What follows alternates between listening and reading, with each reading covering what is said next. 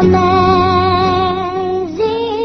grace, how sweet the sound that saved a wretch like me. Hi, and welcome to Straight Talk About God video. I'm Jack. Boy, is there a lot of talk going around nowadays about the end times. We're in the end times. The locusts, whew, that's heavy. There's one report that a river turned to blood, whew, and then we've got the plague of the coronavirus.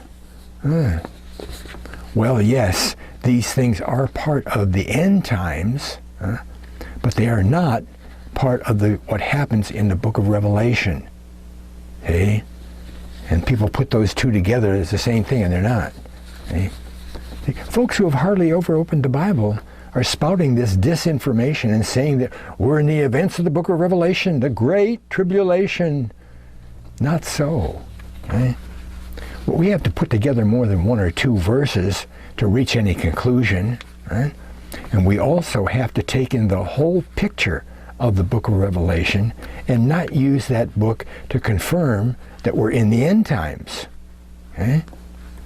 I have another video that tells what we can know for sure, which is almost nothing, for sure about the Great Tribulation. Right? See, most of what we usually hear is not correct and can't be confirmed by the Bible itself. Right? A lot of titillating guesswork floats around. And pastors are mostly to blame for that, see? Because they've been as ill-taught as they are ill-teaching their flock. Right? You see, the more muddled Satan can make the Bible, the less people will turn to God. Yeah, that's what's going on. See, we also have to realize that there are two tribulations talked about in the Bible. There's tribulation, and then there's the Great Tribulation. The Great Tribulation is that 7-year period at the end. But they're not the same, see? First off, in the book of Revelation, we find that the very first thing that happens after the message to the 7 churches is the 7 seals are opened. The number 1 seal, the very first seal, is the man on the white horse. And he's universally thought of as a man of peace. He brings the peace. He's a peacemaker. And he brings it to the whole world. It's a worldwide thing, not a nation or two. Right? Well, what people don't realize is that to bring peace, there must be something worldwide that isn't peace, right? Some very big world conflict, you know? And the virus isn't a world conflict, okay? It's worldwide, but it's not a world conflict. It's not World War III, right? And please note, Armageddon comes way down the line many years after this man of peace comes on the scene, right? It's at the end of the Great Tribulation, 7 years later. So there's some kind of world war conflict that still has to come, right?